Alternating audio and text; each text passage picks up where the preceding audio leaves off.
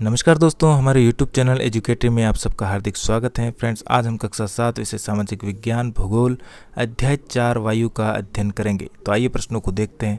सबसे पहला प्रश्न है, निम्नलिखित प्रश्नों के उत्तर दीजिए। तो इसमें सबसे पहला है क, वायुमंडल क्या है?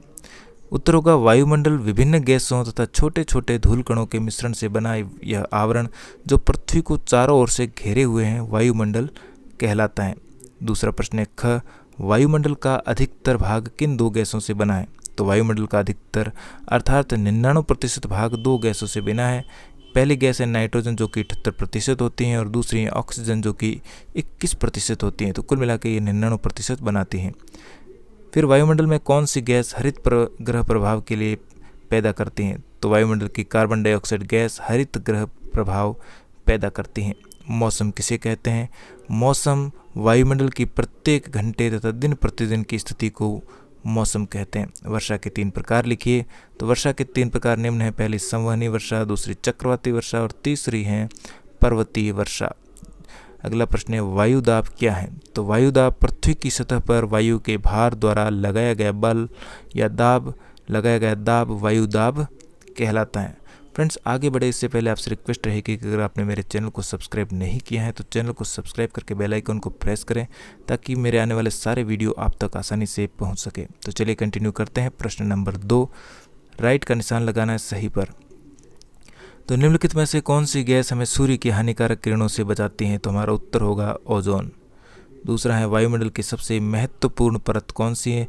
तो वायुमंडल की सबसे महत्वपूर्ण परत होती है क्षोभमंडल। वायुमंडल की निम्न परतों में से कौन सी बादल विहीन है? तो हमारा उत्तर होगा समताप मंडल। अगला प्रश्न है, वायुमंडल की परतों में जब हम ऊपर जाते हैं तो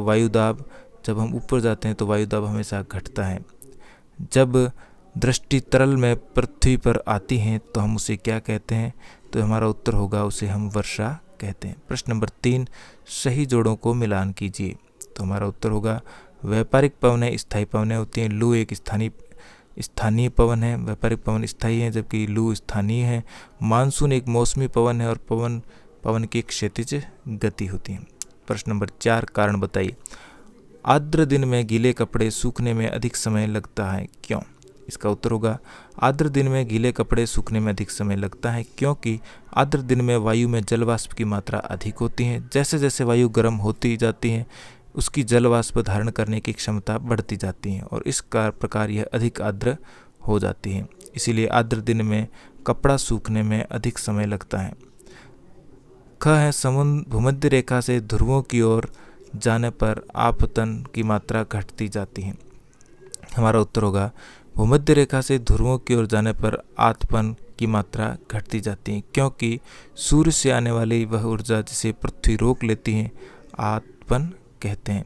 सूर्य की किरणें भूमध्य रेखा पर सीधी पड़ती हैं, इससे वहां सूर्यातप की प्राप्ति सर्वाधिक होती है। सूर्य की किरणें ध्रुवों की तरफ तिरछी होती जाती हैं, इसलिए ध्रुवों की ओर सूर्य ताप की मात्रा कम हो जाती है। इसके साथ ही हमारा पाठ यहीं पर समाप्त हुआ। वीडियो अच्छा लगा हो तो लाइक, शेयर और चैनल पर पहली बार आए तो चैनल को सब्सक्राइब करना बिल्कुल भी न भूलें। मिलते हैं इसी प्रकार के एक और वीडियो में। धन्यवाद।